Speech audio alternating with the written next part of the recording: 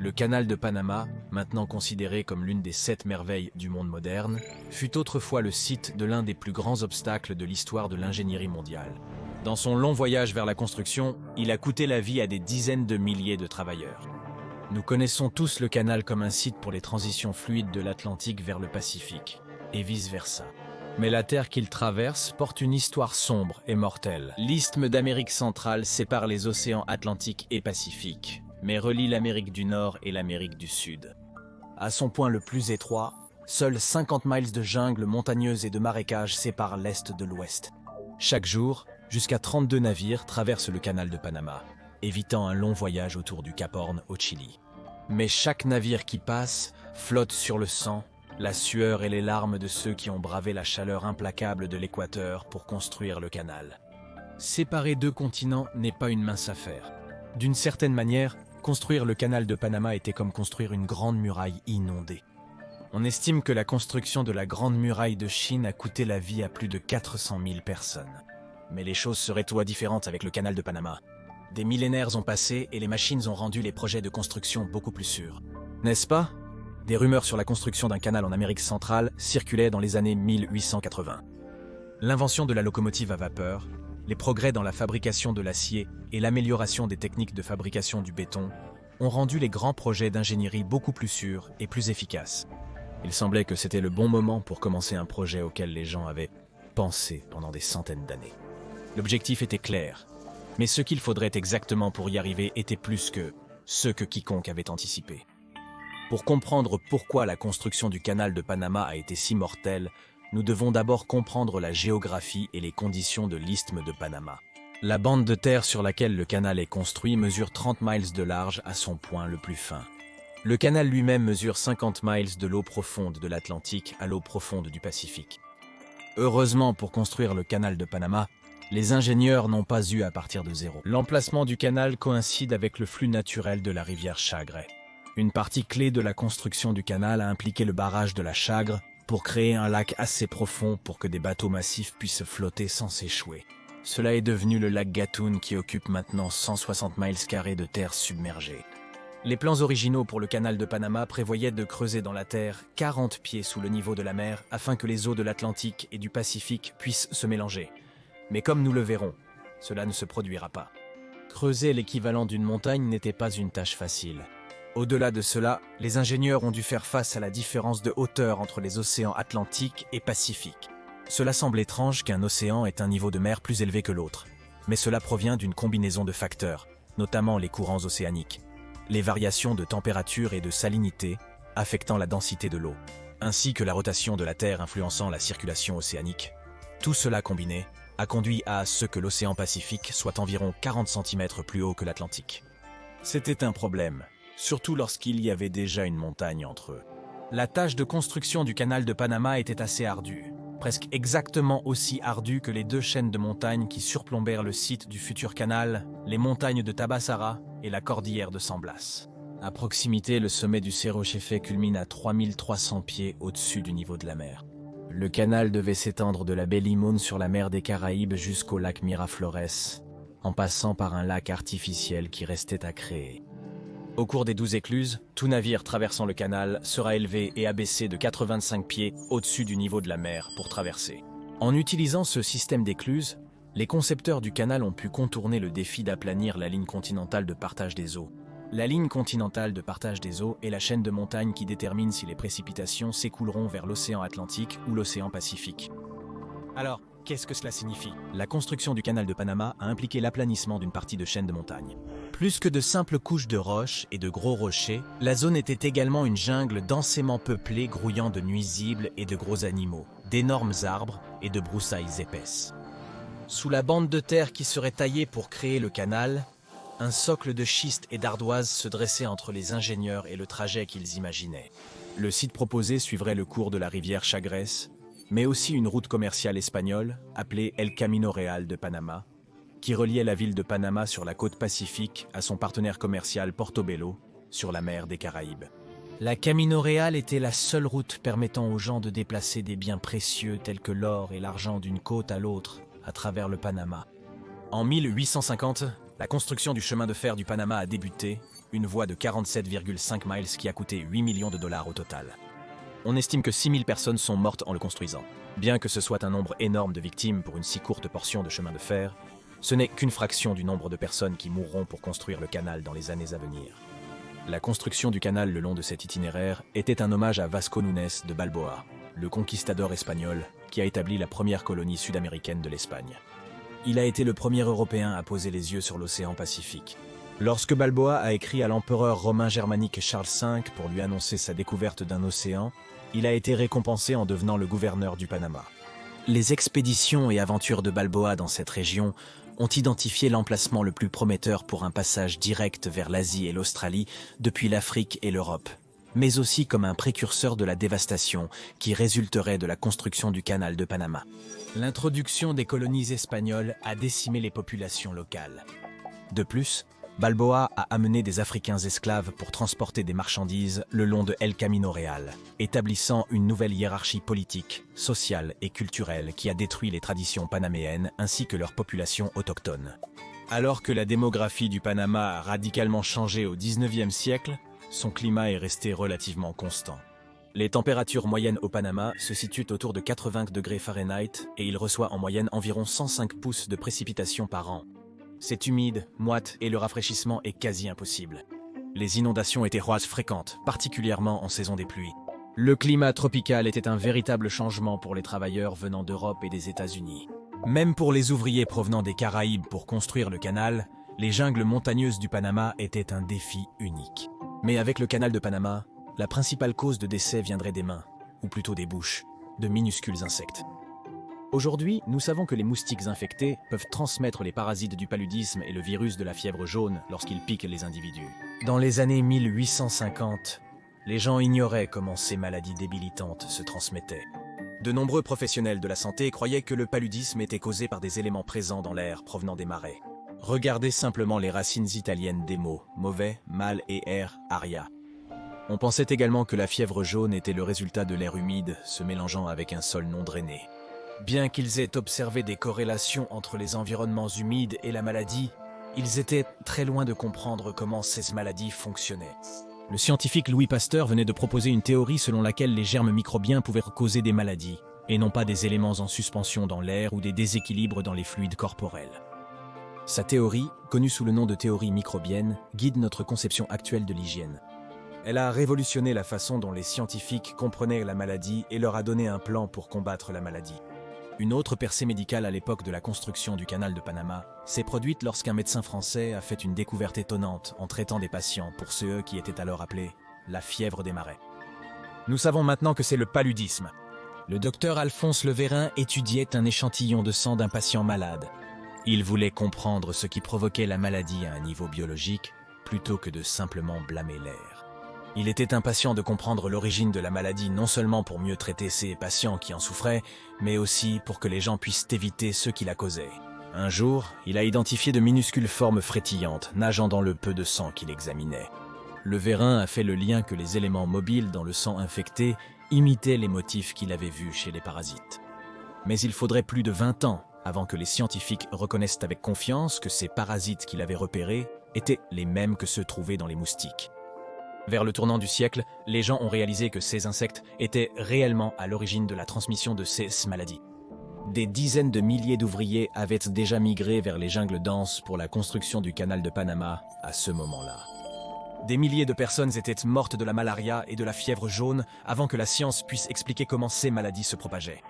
Dans les années 1870, le centre du Panama comptait quelques villes construites peuplées d'une combinaison d'expatriés européens et de personnes autrefois esclaves. Les locomotives à vapeur circulèrent désormais dans les ports de villes de Panama, San Miguelito et Colón. De plus en plus d'attention était dirigée vers le développement de l'Amérique centrale et au milieu de l'ère de l'impérialisme, des pays puissants du monde entier ont commencé à s'intéresser au potentiel d'un canal intra-océanique. Le rêve chimérique que Vasco Núñez de Balboa avait eu toutes ces années auparavant semblait être quelque chose qui pourrait réellement se produire, compte tenu de la récente percée en Égypte. Le canal de Suez qui traverse l'isthme de Suez en Égypte a achevé son projet de construction de 10 ans en 1869. C'était un exploit d'ingénierie que le monde n'avait jamais vu auparavant.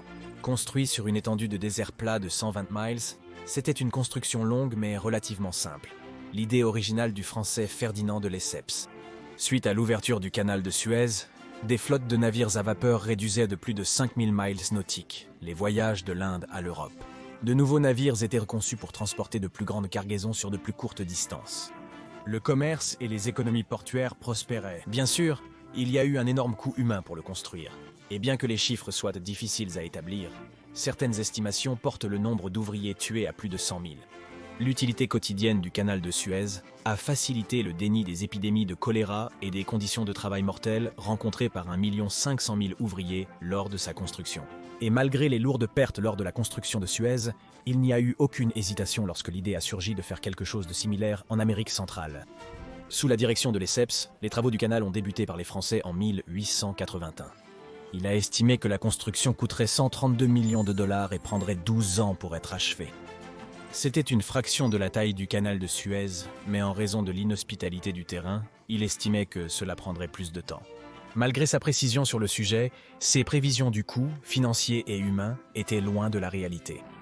Juste quelques mois après le début des travaux sur le canal, le premier CA de fièvre jaune a été enregistré, coïncidant avec le début de la saison des pluies. Heureusement, le gigantesque projet du canal de Panama a attiré un flot d'argent, investi directement dans un hôpital.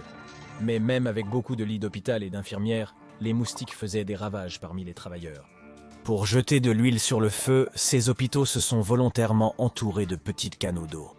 Ces canaux ont été créés pour décourager les fourmis d'attaquer leurs jardins potagers.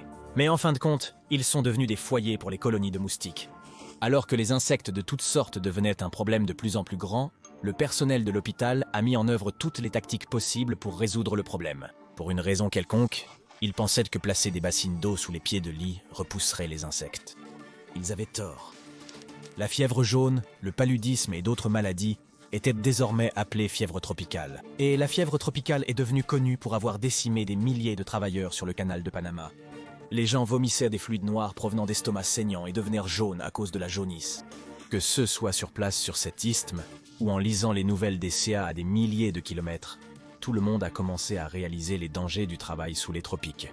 Les entrepreneurs qui craignaient pour leur propre vie continuaient à se retirer du projet, à la grande frustration de Ferdinand de Lesseps. Mais même avec un changement régulier de la direction, les projets d'excavation ont continué.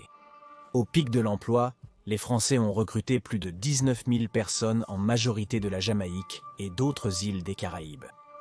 L'afflux croissant de personnes signifiait que les moustiques porteurs de maladies avaient de plus en plus de d'hôtes sur lesquels se nourrir. En plus de cela, une guerre civile a éclaté dans la ville de Cologne. Au début de l'année 1885, des révoltes ont éclaté en réponse à l'élection du nouveau président. Les révolutionnaires contre le gouvernement ont temporairement contrôlé Cologne, une ville portuaire clé pour le transport de matériaux de construction du canal. Les rebelles ont tenté de s'emparer d'un transport d'armes américaines et ont gardé en otage ceux qui refusaient de remettre les armes. Une bataille a opposé les rebelles. Les troupes panaméennes et les marins américains se sont battus pour protéger leurs propres intérêts. Finalement, la tension s'est apaisée, mais pas avant qu'un incendie massif ne balaye la ville, décimant l'infrastructure et laissant des milliers de travailleurs sans abri. Avec le temps et l'augmentation des décès, les progrès ont ralenti. En juillet 1885, seulement environ 1/10 du total estimé que de Lesseps avait projeté avait été excavé. L'équipe française était en dépassement de budget, sous-performante et responsable de CE qui est estimé être le décès de près de 20 000 personnes. Alors que les difficultés logistiques, naturelles et architecturales mettaient à mal l'avancement du projet de Lesseps, il refusait d'ajuster sa vision d'un canal de niveau marin, si bien que de plus en plus de cohortes de travailleurs arrivaient et de moins en moins rentraient chez eux. De Lesseps voulait que le canal soit entièrement au niveau de la mer, comme ce qu'il avait fait avec le Suez, mais son ambition dépassait les capacités de la technologie dont il disposait et de la main-d'œuvre avec laquelle il travaillait. À moins que sa dynamite n'explose 10 fois plus fort ou que ces travailleurs développent soudainement une immunité à la fièvre tropicale, le canal de Panama semblait condamné. En mai 1889, toute activité sur l'isthme a cessé. Les Français avaient abandonné le projet qui était censé être un coup sûr pour eux. La fièvre tropicale, une médecine inadéquate et une compréhension limitée de la science sont en quelque sorte responsables du lourd bilan des décès du canal de Panama. Mais d'autres facteurs liés à la nature intense du projet de construction ont conduit à de nombreux accidents qui coûteraient encore plus de vies. Même après que le contrôle du projet a été transféré à des ingénieurs américains qui ont mis en place des mesures de contrôle des moustiques, le canal de Panama continuerait à coûter des milliers de vies supplémentaires. Lorsque les États-Unis ont repris le projet en 1904, les résidents panaméens locaux ont évité de participer à la construction du canal. Ils avaient assisté aux décès associés à la première construction du canal et ne voulaient pas être impliqués. En conséquence, les entrepreneurs américains et britanniques ont décidé d'importer à nouveau de la main-d'œuvre, principalement des Antilles.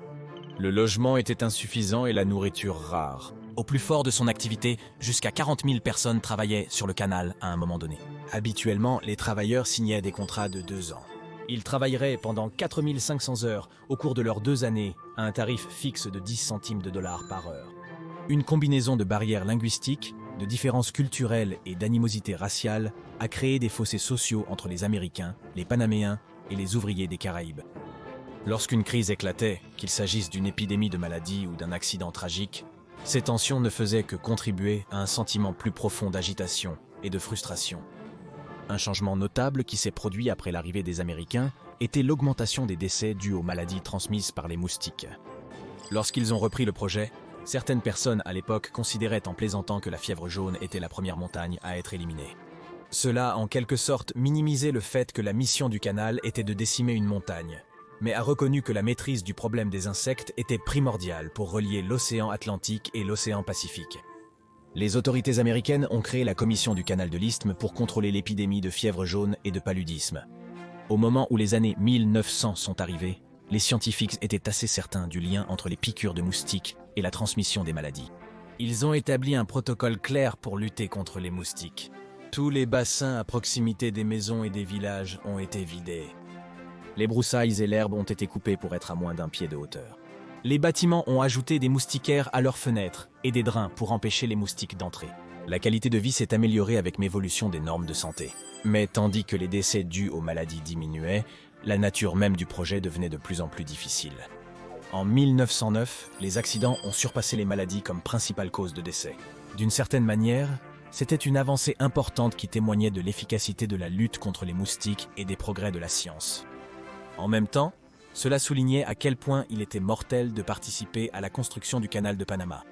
Au cours du déplacement de centaines de milliers de livres de terre, les glissements de terrain et les coulées de boue étaient fréquents.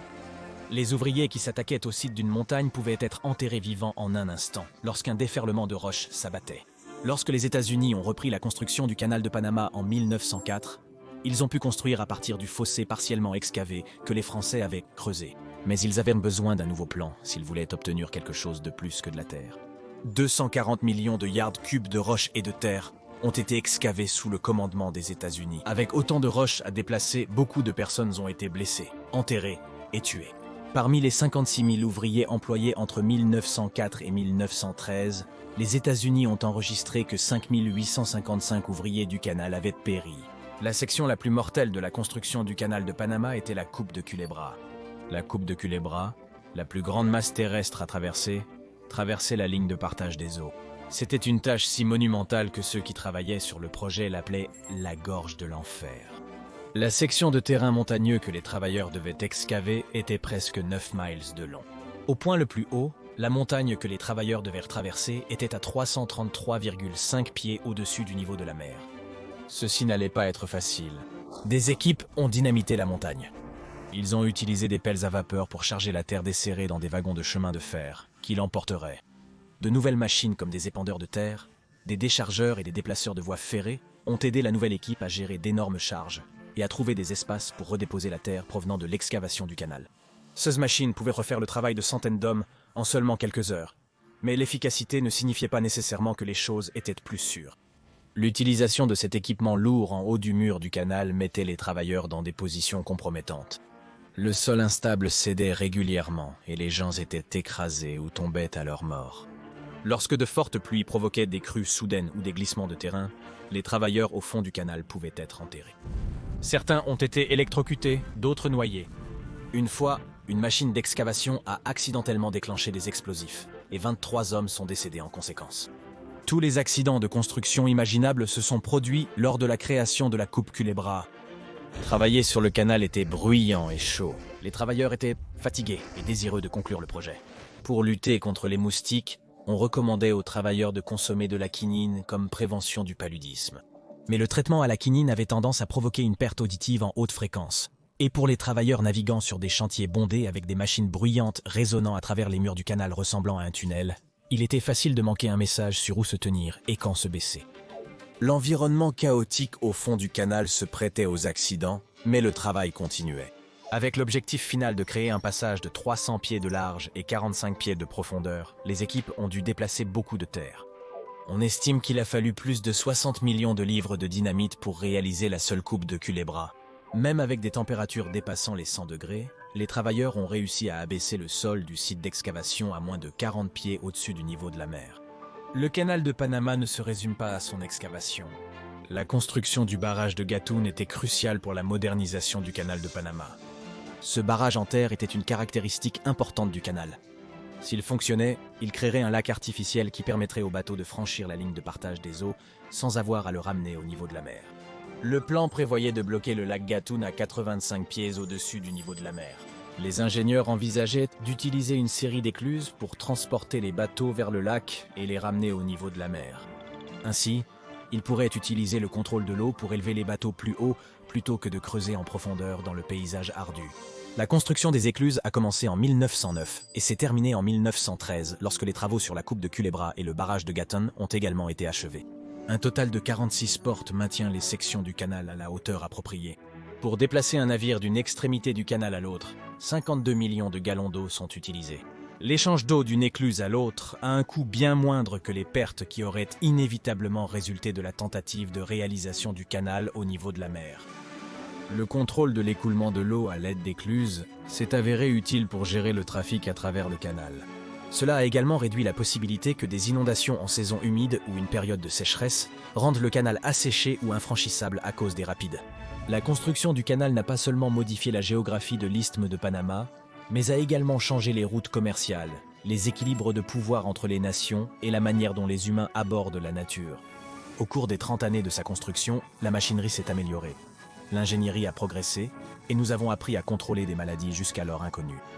Une fois construit, le canal de Panama a été considéré comme un triomphe des tropiques, mais il a coûté le prix élevé de 25 000 vies humaines. Maintenant, pour plus d'histoires de projets de construction condamnés, découvrez la vraie raison pour laquelle le plan de l'Italie pour construire un pont vers la Sicile ne fonctionnera pas, ou la vraie raison pour laquelle il n'y a pas de pont entre la Fédération de Russie et l'Alaska.